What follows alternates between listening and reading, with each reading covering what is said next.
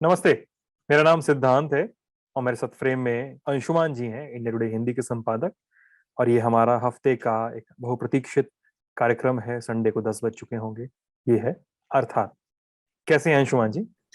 मैं बिल्कुल अच्छा हूँ सिद्धांत। अर्थात में आपका भी स्वागत है और सारे दर्शकों का। हमारे पास बताने के लिए आज कुछ बहुत सारी दिलचस्प चीजें हैं अर्थात में। बहुत दिलचस्प चीजें हैं। मतलब जो एक कीवर्ड पिछले एक दो हफ्ते तक मार्केट में घूमता रहा, इकोनॉमी के पन्नों पर छाया रहा, लोग सवाल उठाते रहे और सरकार अपनी पीठ थपथपाती रही, तो अंशुमान जी ने कहा कि इसको ही तार तार करके देखा जाए। तो उस पर बातचीत करेंगे, लेकिन सबसे पहले छोटा सा रिकैप करते चलते हैं पिछले एपिसोड का। पिछला अर्थात जो है तेल के इतिहास पर है। क्रूड ऑयल की पॉलिटिक्स कैसे चेंज हुए, क्रूड ऑयल का ग्लोबल सिनारियो कैसे कैसे चेंज हुआ है बीते कुछ 60-70 सालों में, उस पर वो पूरा एपिसोड केंद्रित है। आप उसको जाकर हमारी प्लेलिस्ट में देख सकते हैं।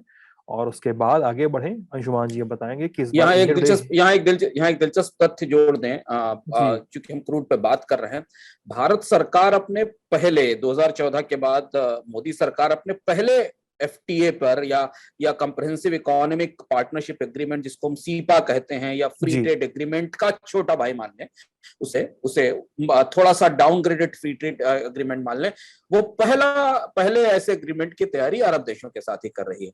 आज ही पता चला है कि यूनाइटेड अमीरात के साथ शायद अगले साल भारत एक ट्रेड एग्रीमेंट लॉन्च करेगी और साइन करेगी, जिसकी तैयारियां शुरू हो गई हैं। बाकी संदर्भ आप पिछले अर्थात से समझ सकते हैं कि जो हमने कहा था कि द्विपक्षीय रिश्ते तेल की कीमतें तय करेंगे, कहीं ना कहीं उस दिशा में बढ़ने की बात है। आज सुबह मेरी किसी से बात हो रही तो पता चला कि यूनाइटेड अरब अमीरात के साथ ट्रेड के नेगोशिएशंस जल्दी शुरू होने वाले हैं। ओके। तो हम उस पर भाई बातचीत करेंगे। कुछ सवाल हैं, एक आध उस पर उसको डिस्कस करेंगे आखिर में। और आगे बढ़े उसके पहले अंशुमान जी, इस बार इंडिया टुडे हिंदी का अंक क्या है, क्या पढ़ा रहे हैं इस बार? इस बार का अंक विशिष्ट है सिद्धांत। इस बार का अंक खुशी की तलाश पर केंद्रित है। हम इंडिया टुडे अपने विशेषांकों में हमेशा नए नए विषय और नए तरीके के संदर्भ लेकर आता है। ये पूरा अंक खुशी की तलाश क्या है। हम बहुत लंबी उदासी और त्रासदी और दुख के करीब 1.5 साल देख कर आए हैं, तो खुशी के बारे में लोग क्या सोचते हैं। भारत की प्रतिष्ठित हस्तियां, प्रतिष्ठित लोग, अलग अलग जीवन में जो सफल लोग हुए हैं, उनके लिए खुशी का मतलब क्या है, साइकोलॉजिस्ट के लिए खुशी का मतलब क्या है, और ये पूरा जो आनंद का संदर्भ है हमारे जीवन में। हालांकि खुशी और आनंद में बड़ा फर्क है दार्शनिक सिद्धांतों में, पर वहां उसमें गुरु भी हैं, उसमें उद्योगपति भी हैं, उसमें स्पोर्ट्समैन भी हैं, उसमें साइंटिस्ट भी हैं, उसमें साइकोलॉजिस्ट भी हैं। वो आपको उस खुशी की तलाश के बारे में बताएंगे जो हमेशा जारी रहती है। तो ये अंक इस दृष्टि से विशिष्ट है कि हम समझें कि कोविड के बाद खुशी कितनी कीमती है और उसे कैसे हासिल किया जा सकता है। वाह, जरूर पठनीय अंक होगा। और अब चलते हैं हम लोग अंशुमान जी अर्थात में। इसका आपने शीर्षक दिया है बुरा न मानो, बैंक है। काफी रोचक शीर्षक है। और शुरुआत होती है हेनरी फोर्ड के उस वक्तव्य से।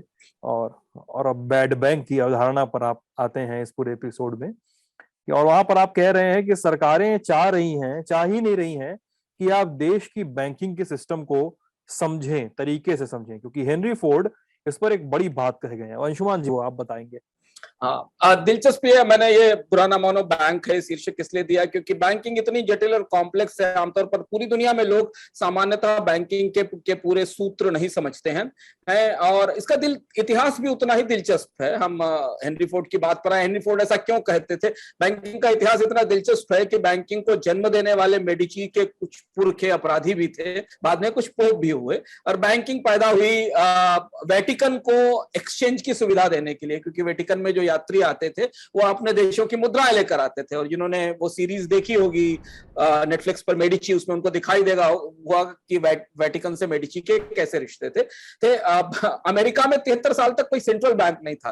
कहते हैं कि वहां के राष्ट्रपति थॉमस जेफरसन सेंट्रल बैंकिंग से बहुत ज्यादा चिढ़ते थे। तो ये दिलचस्प किस्सा है। और उसी ही किस्से की श्रृंखला में हेनरी फोर्ड की काफी चुहल करते थे। हेनरी फोर्ड की एक चुहल बैंकिंग के हलकों में बहुत समय से सुनी कही जाती है कि देश के लोग आमतौर पर मौद्रिक और बैंकिंग प्रणाली को नहीं समझते। क्योंकि अगर ऐसा हो जाए तो कल ही लोग सड़कों पर होंगे, बगावत हो जाएगी। ये बात हेनरी फोर्ड ने कही थी। भारत के लोगों के लिए भी ये चुहल या ये जो व्यंग्य है उनका वो बहुत काम का है। हम भी मजाक में कह सकते हैं कि सरकार ने इतने सारे अच्छे बैंकों को बेचने का रास्ता निकालने के लिए हमें एक बुरा बैंक दिया है, हमें एक बैड बैंक दिया, और इसीलिए हमने उसका शीर्षक रखा कि बुरा ना मानो बैंक बैंक है, क्योंकि वो एक हमको एक बैड बैंक दिया गया है। आप सिद्धांत से कुछ ऐसे प्रकट किया गया पिछले एक हफ्ते में। मैंने इस पर आज का अर्थात इसलिए केंद्रित किया कि बहुत सारे लोगों के प्रश्न आ रहे थे, बहुत सारे लोगों के सवाल आ रहे थे कि हो क्या रहा है, इससे क्या होगा, कौन सी चीजें होंगी। तो इसे इस तरह से प्रकट किया गया जैसे कि कर्ज कीचड़ कर्ज पंक में डूबे भारत के सारे बैंकों के लिए पाप ताप से मोक्ष देने वाला कोई मसीहा आ गया है, कोई अवतार आ गया है जो कर्ज के कीचड़ में डूबे हुए इन सारे बैंकों को उबार लेगा और इन्हें स्वस्थ करके सामने खड़ा कर देगा। बैड बैंक की घोषणा के बाद स्टॉक मार्केट में पब्लिक सेक्टर बैंक्स के शेयर्स भी ऊपर चढ़े, लोगों ने उन्हें खरीद शुरू की नए सिरे से और उनमें उत्साह भी दिखाई दिया। लेकिन अगर हम लोग यह समझते हैं, या इस पूरी चर्चा से या जिस तरह से बैड बैंक को प्रस्तुत किया गया उसे हम ये समझते हैं कि ये भारत के बैंकों के सारे एनपीए को साफ करने का, खत्म करने का, वसूल लेने का, खत्म तो कैसे भी किया जा सकता है, खत्म करने के लिए तो आपको केवल डिलीट मारना है कंप्यूटर में और खत्म हो जाएगा सिस्टम। वसूल लेगा, अगर वसूली जरूरी है कर्ज की, अगर वसूल लेगा ऐसा लगता है, ऐसा कोई जादू कर देगा, तो फिर हेनरी फोर्ड की बात बिल्कुल सही लगती है। क्योंकि सरकारें चाहती नहीं कि हम बैंकिंग को समझ सके, बैंकिंग कैसे काम करती है, और इसलिए बैड बैंक को समझना हमारे लिए जरूरी है। क्योंकि हमने भारत में अच्छे बैंक, बीमार बैंक, डूबते बैंक, लुढ़कते बैंक, विलय होते बैंक, खत्म होते बैंक तो देखे थे, तो पहली बार एक बैड बैंक देख रहे हैं, एक बुरा बैंक देख रहे हैं, जिसको कि तकनीकी भाषा में नेशनल एसेट रिकंस्ट्रक्शन कंपनी कहा गया है। तो इससे जुड़े हुए जो सवाल हैं और इसे समझना जरूरी है, इन पर हम आज चर्चा करते हैं।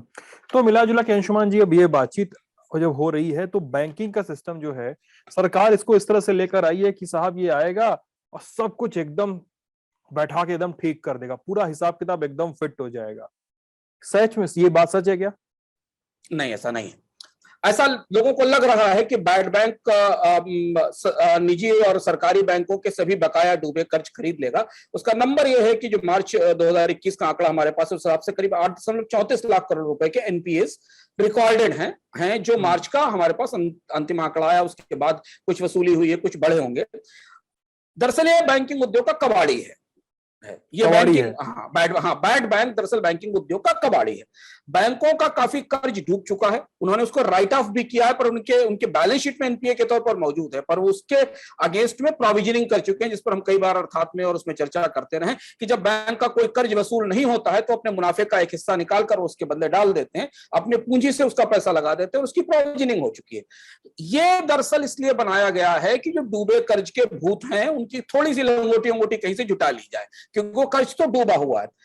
बैंकों ने अपने खातों से इसे हटाया नहीं है, लेकिन अपने बैलेंस शीट में इसके लिए प्रोविजनिंग करके इसकी भरपाई कर ली है। इसलिए यह समझना कि ये बैड बैंक को सारे 8.34 लाख करोड़ रुपए के सारे कर्ज बेच दिए जाएंगे, सारे कर्ज वसूल लेगा, ये सच नहीं है। अच्छा अंशुमान जी, मिला जुला के तब ये काम कैसे करेगा, ये इसका मोडस ऑपरेंडी क्या होगा बैड बैंक का? हाँ, इसे 2 लाख करोड़ रुपए के बैंक कर्ज पहले चरण में दिए गए हैं, जो सरकार ने घोषणा की है कि बैड बैंक करीब 2 लाख करोड़ रुपए के जो फंसे हुए एनपीएस हैं वो इन्हें दिए गए हैं। ये बैड बैंक उन बैंकों से लिए गए कर्ज की एक कीमत तय करेगा, वो उनकी वास्तविक कीमत नहीं होगी जितना कर्ज था। जो हमारे पास अलग अलग संकेत मिल रहे हैं सिद्धांत, उस हिसाब से ये गए कर्ज की करीब 10-12 से 15% रकम हो सकती है। यानी अगर 2 लाख करोड़ रुपए का कर्ज है और उसका 15% के आसपास की उसकी वैल्यू होगी, और वो वैल्यू ही बैड बैंक उन बैंकों को वापस करेगा। इसमें से भी 15% हिस्सा लगभग नगद के तौर पर दिया जाएगा और 85% हिस्सा बैंकों को सरकारी सिक्योरिटी के तौर पर दिया जाएगा। यानी अगर आप मान के चलें कि 100 रुपए का कर्ज डूबा है, तो उसमें से बैड बैंक पहले ही मान लेगा कि 15 से 25 रुपए तक की वसूली हो सकती है, बाकी हम नहीं वसूल सकते, और उतने ही हिस्से का पैसा बैंकों को कैश के तौर पर, नगद के तौर पर वापस किया जाएगा। अब सवाल यह आता है कि बैड बैंक ये पैसा 15% देगा कहां से?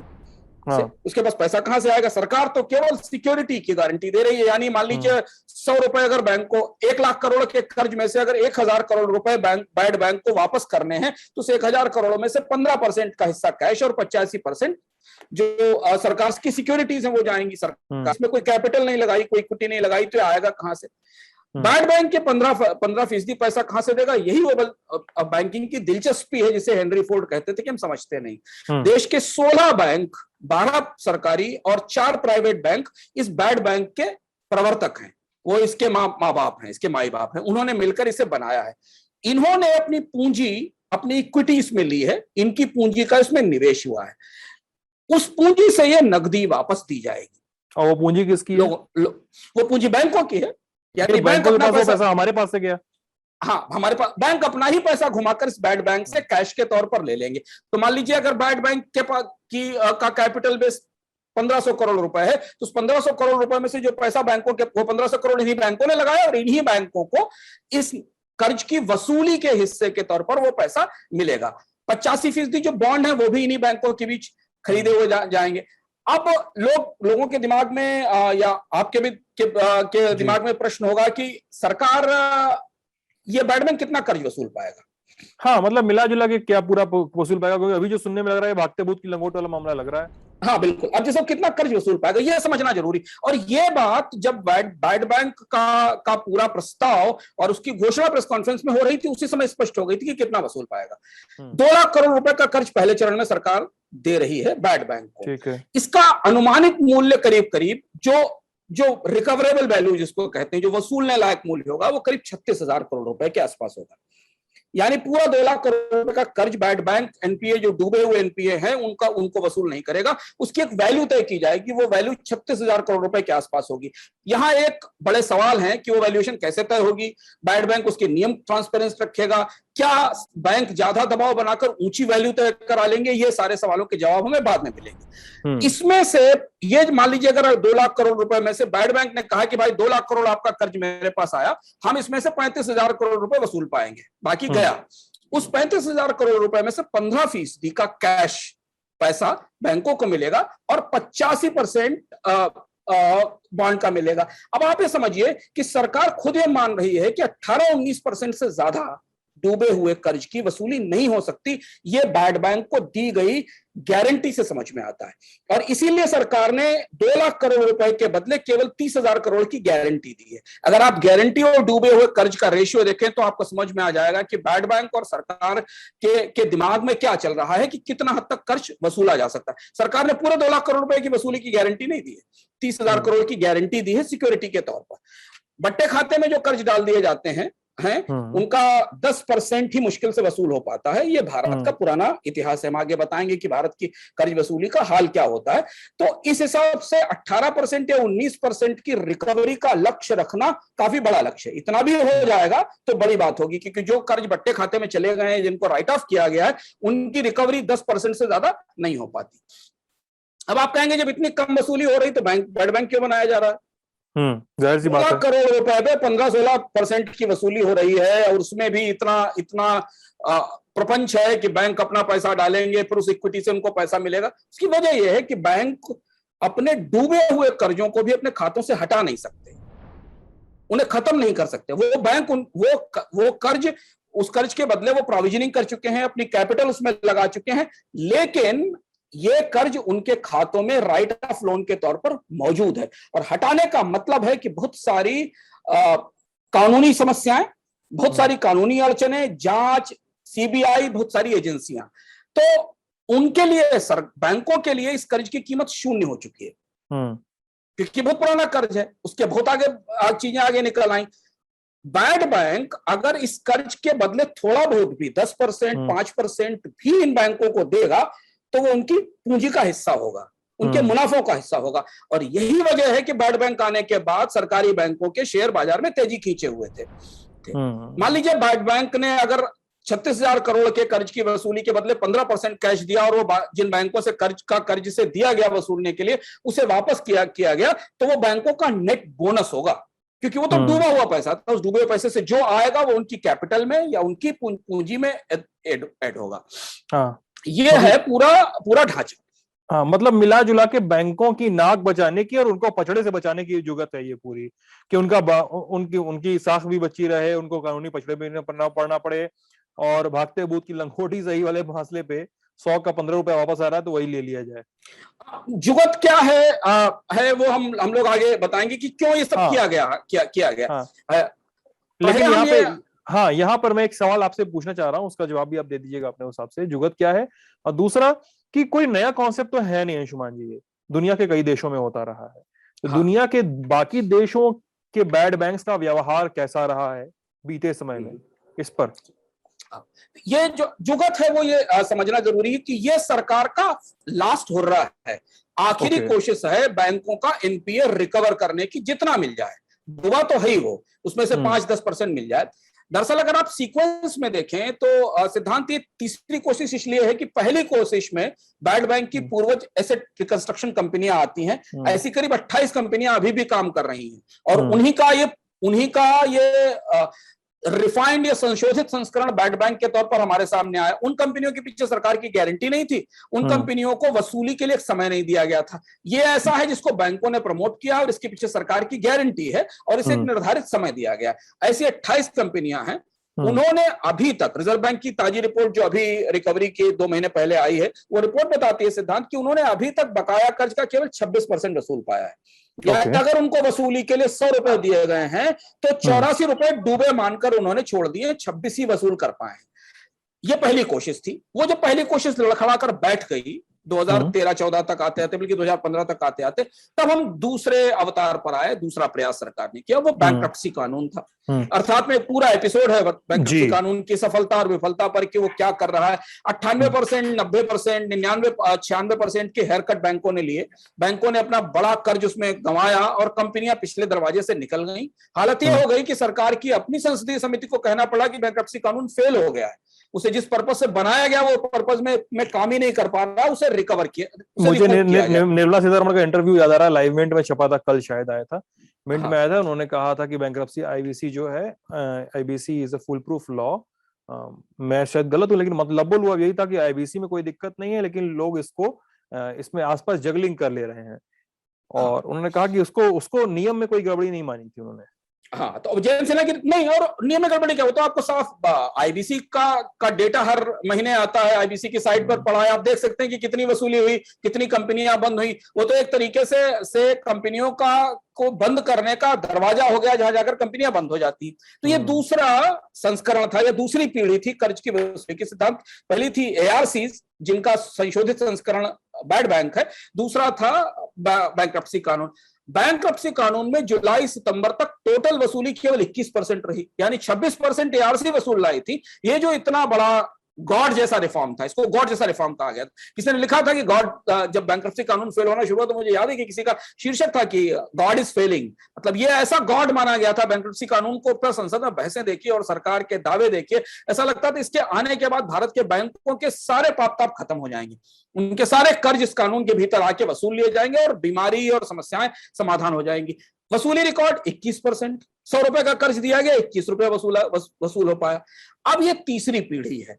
इसमें और बैंक्रप्सी कानून में जबरदस्त ढंग से बैंकों की का जो बचा हुआ पैसा था उसको हेयर कट लिए गए, उसका मुंडन हुआ, वो पैसा डूब गया, और बैंक्रप्सी कानून विवादों में, अब सरकार उससे शायद दोबारा उस पर विचार करेगी।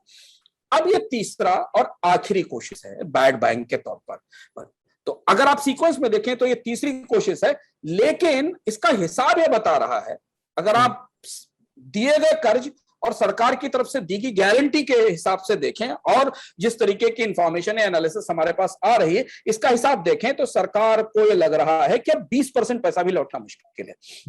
यानी 26%, 21% और अब 18%। बैड बैंक अधिकतम 18 से 20% या 20% से कम पैसा उगा पाएगा। अब आप कहेंगे कि क्या ये भारत में ऐसा होता है? हम वहां दूसरे आपके सवाल पर आते हैं। नहीं, बैड बैंक को लेकर दुनिया के बाकी देशों के तजुर्बे इतने खराब नहीं है।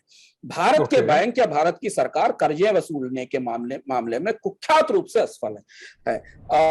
1992 से 1997 तक स्वीडन में एक बैड बैंक बना था जिसका नाम था सिक्यूरम। सेक्यूरम ने करीब 86% कर्ज वसूल किए थे, 86%। यानी उसको जो 100 रुपए दिए थे उसमें उसने 86 रुपए तक वसूल लिए थे स्वीडन के सेक्यूरम बैंक ने, ये आरबीआई की रिपोर्ट बताती है। एशियाई मुद्रा संकट जब आया था 90s में, जब हमने देखा था कि मेल्टडाउन हुआ था एशिया की करेंसी में, उस समय मलेशिया का एक बैंक, बैड बैंक बना था जिसका नाम दान हरता था मलेशिया का, दान हरता उसका नाम था, बैड बैंक का नाम था। उसने करीब करीब सिद्धांत 58% वसूली कर ली थी, यानी उसे 100 रुपए वसूलने के लिए दिए गए थे, और 58-60 रुपए वसूल लाया था जो डूबे हुए कर्ज के थे।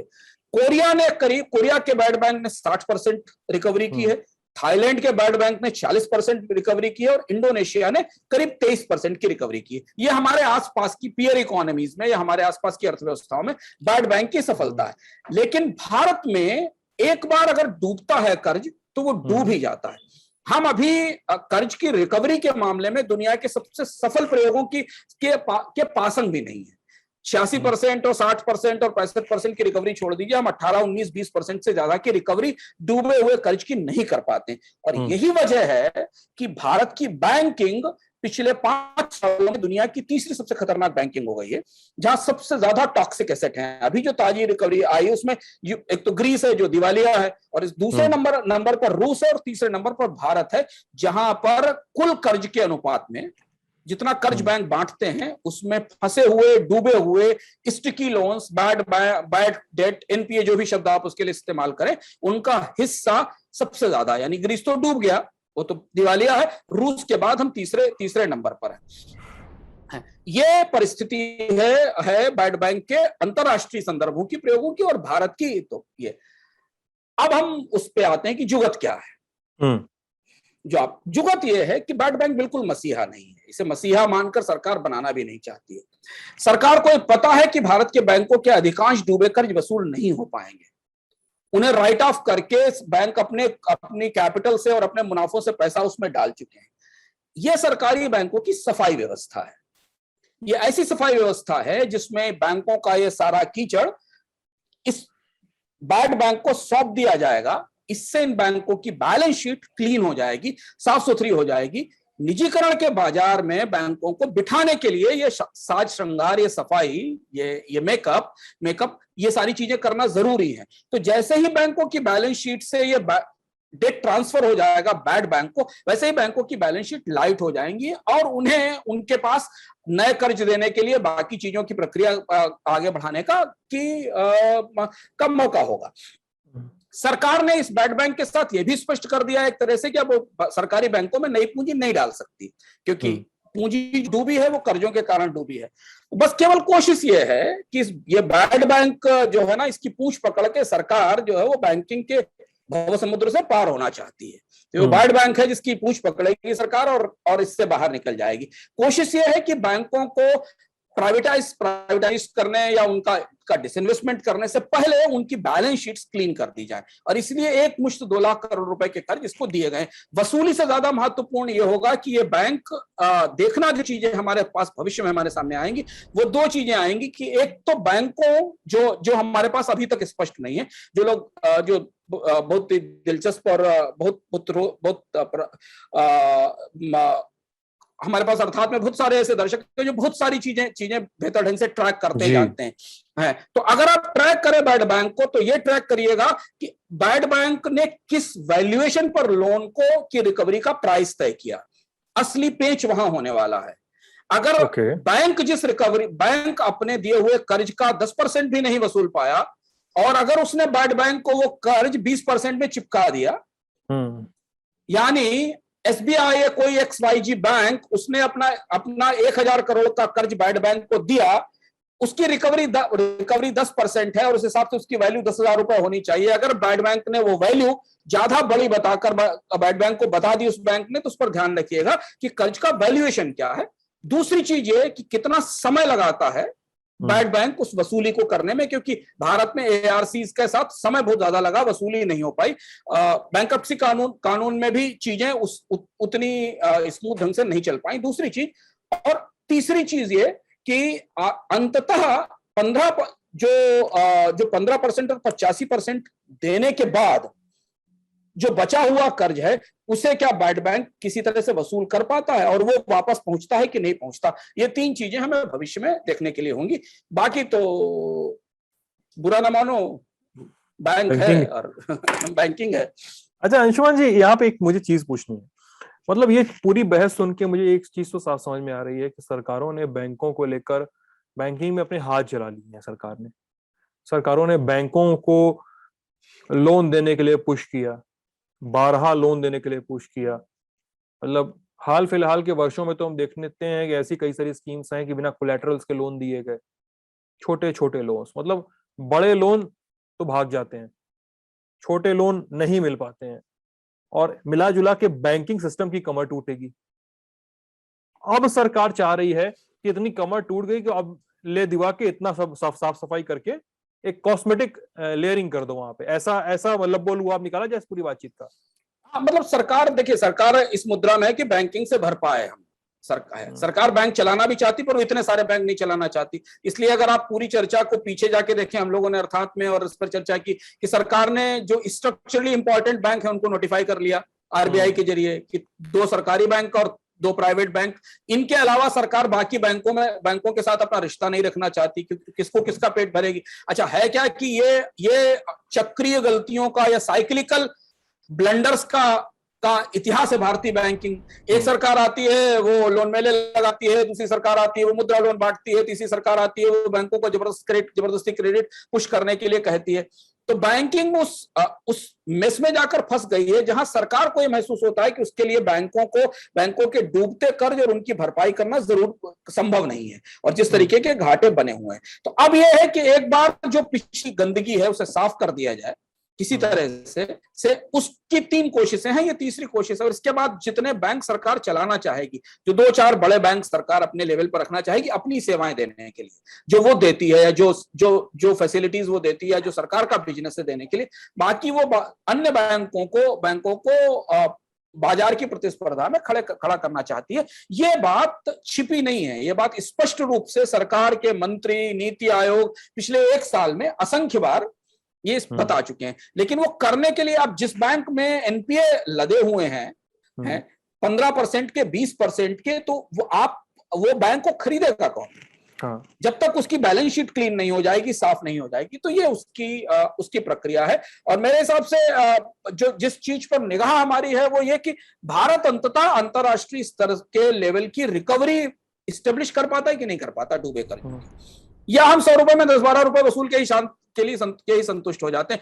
बॉटम लाइन ये है, आप चाहे एआरसी बना लीजिए, चाहे आप बैंक्रप्सी अदालतें बना लीजिए, चाहे बैड बैंक बना लीजिए, फंसे हुए कर्जों का कितना अधिक हिस्सा आप कर्ज लेने वालों से वसूल पाते हैं, बैंकिंग की रिकवरी की सफलता सिर्फ इसी एक पैमाने से निर्धारित होती है। और उस पैमाने पर हमारा जो रिकॉर्ड है वो दुनिया में बहुत अच्छा नहीं है।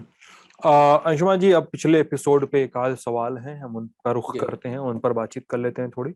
सवाल कुछ ऐसे हैं।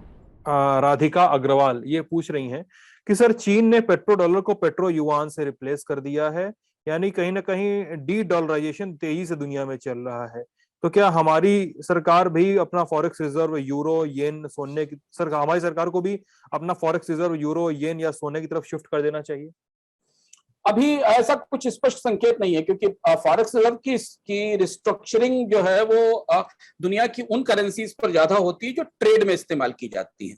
युआन का इस्तेमाल चीन अपने इन्वेस्टमेंट के लिए और डिफरेंट इकोनॉमीज को फिनांस करने के लिए कर रहा है, पर अभी ग्लोबल ट्रेड की करेंसी युआन नहीं है। ग्लोबल ट्रेड की करेंसी अभी अमेरिकन डॉलर ही है और इसलिए दुनिया भर के इवन उसका भी अपना फॉरेक्स रिजर्व, चाइना का भी फॉरेक्स रिजर्व डॉलर में है। हाँ, लेकिन अगर युआन धीमे धीमे कुछ एक बाजार में, जिसकी चर्चा आरसेप के साथ हमने सुनी थी, जिसकी चर्चा हम अफ्रीका के साथ सुन रहे हैं, जिसकी चर्चा हम ब्रिक्स बैंक के साथ सुन रहे हैं, क्या ब्रिक्स बैंक में चाइना युआन में लोन देना शुरू करेगा?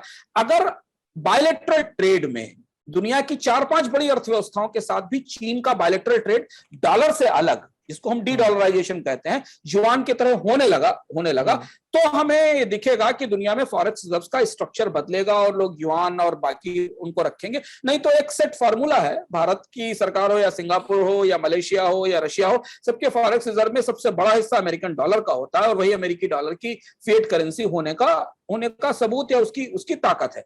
चाइना जो वहां कर रहा है मिडिल ईस्ट में, वो बिजनेस इंटरेस्ट क्रिएट करने के लिए, इन्वेस्टमेंट के लिए वो कर रहा है। जो महत्वपूर्ण बात तेल के पूरे संदर्भ में जो इस प्रश्न में है, वो समझना जरूरी है कि चीन तेल की ट्रेडिंग के लिए, कमोडिटी के तौर पर उसकी ट्रेडिंग का हब धीरे धीरे यूरोप से अपनी तरफ शिफ्ट करना चाहता है, जिससे कि उसके मार्केट में ऑयल के फ्यूचर्स ट्रेड होना शुरू हो। अभी ऑयल के फ्यूचर्स यूरोप और अमेरिका में ट्रेड होते हैं। तो चाइना अपने यहाँ कमोडिटी की ट्रेडिंग को लेके काफी उत्साहित है। वो वहां से युआन का असर हमें मिडिल ईस्ट की अर्थव्यवस्थाओं पे दिखाई देगा। ये लेकिन ये राधिका का पूछना है कि करना चाहिए कि नहीं, अभी ये समय है कि नहीं फॉरेक्स रिजर्व? अभी समय नहीं है, मेरे हिसाब से इसलिए समय नहीं क्योंकि भारत अभी, हाँ, दुनिया का 90% ट्रेड डॉलर में ही होता है। तो आप अपना फॉरेक्स रिजर्व उस करेंसी में बनाते हैं जिस करेंसी में आप ट्रेड करते हैं, मैक्सिमम ट्रेड करते हैं, और जिस करेंसी को आप एक्सेप्ट करते हैं ट्रेड के तौर पर। तो इंडिया का एक्सपोर्टर जब बेचता है तो वो डॉलर में पेमेंट लेता है और जब खरीदता है तो डॉलर में पेमेंट करता है। आज भी आप क्रूड खरीदने जाते हैं तो डॉलर में पेमेंट करते हैं। इसलिए सारी, और केवल ये उसमें शामिल करने की बात ही नहीं सिद्धार्थ, बहुत सारी बेंचमार्किंग है इंडिया में अमेरिकी डॉलर के बेस पे। हम अमेरिकी डॉलर के बेस के ऊपर हमारी क्रूड की बास्केट तय होती है, अमेरिकी डॉलर के बेस के ऊपर हमारे एक्सपोर्ट इंपोर्ट के प्राइसेस तय होते हैं, अमेरिकी डॉलर के बेस के ऊपर सरकार के बजट के बहुत सारे प्रोसेसेस तय होते हैं। तो जब हमें शिफ्ट करेंगे तो हमें फिर उतनी बड़ी करेंसी चाहिए, और अमेरिका के भी करेंसी सिस्टम पर, चाइना के करेंसी सिस्टम पर भी लोगों को भरोसा नहीं है। चाइना का करेंसी सिस्टम अभी ओपेक है, बहुत साफ सुथरा नहीं है, पारदर्शी नहीं है। अभी भी वो करेंसी को कंट्रोल रखता है ताकि वो एक्सपोर्ट मार्केट में अपने तरह से प्ले कर सके। यहां तक कि भारत के करेंसी सिस्टम पर भी हमने एक खर्चा पानी में चर्चा की थी कि अमेरिका की रिपोर्ट थी कि भारत भी करेंसी को मैनिपुलेट करता है। तो अभी करेंसी मैनिपुलेशन के मामले में, करेंसी ट्रांसपेरेंसी के मामले में चीन की साख उतनी अच्छी नहीं है दुनिया में।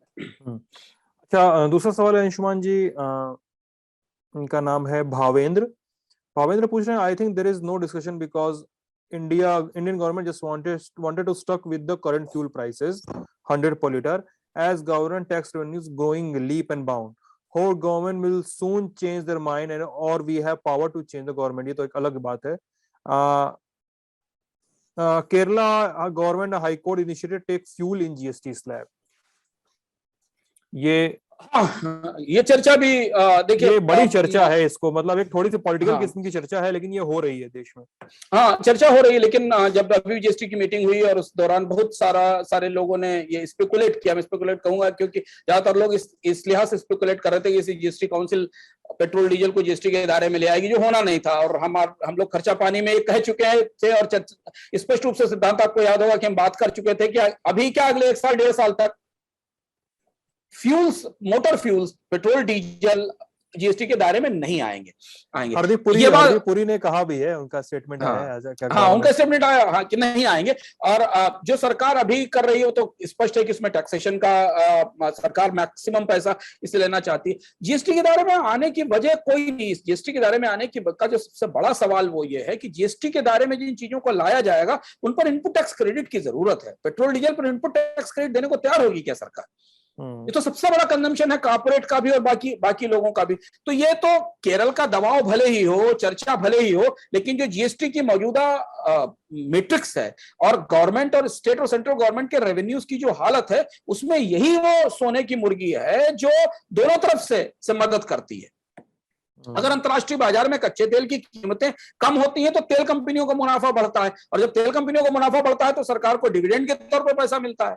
और जब अंतर्राष्ट्रीय बाजार में कच्चे तेल की कीमतें बढ़ती हैं तो टैक्स के तौर पर सरकार को रिकवरी होती है। तो कौन सी सरकार, भारत की सरकारों के पास, हम इस पर चर्चा भी कर चुके हैं, भारत की सरकारों के पास टैक्सेशन की सूझ नहीं है, मॉडर्न सूझ नहीं है। वो बहुत लिमिटेड चीजों पर टैक्स लगा के मैक्सिमम पैसा उगाना चाहती है। इसीलिए वो पेट्रोल डीजल पर सबसे ज्यादा टैक्स लगाती है, इसीलिए वो हाउसिंग पे सबसे ज्यादा टैक्स लगाती हैं, इसीलिए वो कार पे सबसे ज्यादा टैक्स लगाती हैं। तो ये 3-4 एवेन्यूज हैं जहां से सरकारें मैक्सिमम रेवेन्यू जुटाना चाहती हैं। तो ये संभव नहीं है कि अंतर्राष्ट्रीय बाजार में कच्चे तेल की कीमतें कम हो और सरकार उसकी कीमत घटा दे।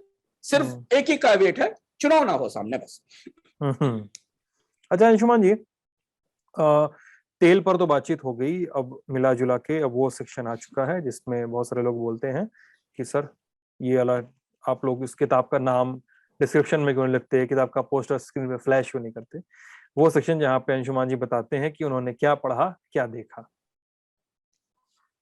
सिद्धांत एक दिलचस्प किताब है, मैंने काफी पहले उसको पढ़ना शुरू किया था, फिर वो किताब मुझसे कोई ले गया था। वो किताब मैं पढ़ रहा हूँ जो दुनिया के स्टॉक मार्केट्स में बुल रन और बियर रन की हिस्ट्री है है और अब कैसे फैक्टर्स बनती हैं मार्केट्स में, कैसे ये शिफ्ट आते हैं, उस पर वो किताब है बुल करके के वो मैं पढ़ रहा हूँ क्योंकि पिछले 7-8 सालों में मैं दुनिया के बाजार में एक लंबी बुल रन चली है, तो मुझे समझने की कोशिश कर रहे हैं। एक वो किताब पढ़ रहे हैं, रेशनल ऑप्टिमिस्ट, बहुत अच्छी किताब है, मुझे लगता है उसे सबको पढ़ना चाहिए क्योंकि वो आपको ऑप्टिमिज्म और पेसिमिज्म के बीच ले जाकर खड़ा करती वास्तविक जीवन में कि ऑप्टिमिज्म कितना रेशनल होना चाहिए और पेसिमिज्म भी कितना रेशनल होना चाहिए। खासतौर से वो लोग जो फाइनेंस की, इकोनॉमी की, मार्केट की, इन्वेस्टमेंट की दुनिया में है, उन्हें ये सलाह दी जाती है कि वो रेशनल ऑप्टिमिस्ट रहे। बाजार की भाषा में जो रेशनल ऑप्टिमिस्ट नहीं होते उनको ऑस्ट्रिच कहा जाता है। बाजार में केवल बुल्स और बियर्स ही नहीं होते हैं, कुछ और जंतु भी होते हैं शेयर बाजार में, ऑस्ट्रिच भी होते हैं, पिग्स भी होते हैं। तो वो जो ऑस्ट्रिच है, तो हमें वो ये किताब, 2 किताबें अभी फिलहाल हमारे पास अध्ययन में समानांतर रूप से चल रही हैं। और कुछ देखना उखना हो पाया? नहीं, इस सप्ताह में प्रवास पे था तो मैं बहुत कुछ चीजें देख नहीं पाया नेटफ्लिक्स पे। हालांकि कई सारी चीजें डाउनलोड करके रखी हुई थी, देखना चाह रहा था कि कुछ नई सीरीज देखी जाए, पर इस सप्ताह समय बिल्कुल समय ने इजाजत नहीं दी, तो इसलिए अब अगले सप्ताह मैं कुछ नई सीरीज के साथ आपको बताऊंगा, कुछ दिलचस्प चीजें तलाशी जो देखना है। जरूर। और मेरा ये हफ्ता मतलब ऐसा गुजरा है कि फील्ड से लौटा हूँ और बहुत आराम कर रहा हूँ। हाँ, सोना होना बहुत लंबा सोना होना हो रहा है, और उसके बाद थोड़ा सुबह वॉक पे जाता हूँ, फिर काम धाम निपटाता हूँ। तो इस हफ्ते पढ़ना लिखना देखना उखना तो एकदम ही नहीं हो पाया है, ये तो तय है। एक किताब मैंने वो दोबारा शुरू की है, उसका नाम है कोमल गांधार, विलायत खां की आत्मकथा। जी। विलायत खां जो वो रजा फाउंडेशन से आई है। एक बार मैंने पहले स्किम किया था उस किताब को, पूरा पढ़ नहीं पाया था, अब मैंने उसको पढ़ना शुरू किया है। तो हो सकता है विलायत खां के किस्से कुछ अगले अर्थात में मेरे पास सुनाने को हो, या किसी और मौके पे सुनाने को हो, अगर वो पढ़ गया पूरी तो। और ये है अर्थात। आपको कैसा लगा हमें जरूर बताइएगा वीडियो के कमेंट सेक्शन में। अपना बहुत सारा ख्याल रखिएगा, एलन टॉप देखते रहिएगा। कमेंट सेक्शन आपके सुझावों के लिए, आपके सवालों के लिए और आपकी तमाम आलोचनाओं के लिए खुला हुआ है। शुक्रिया। धन्यवाद।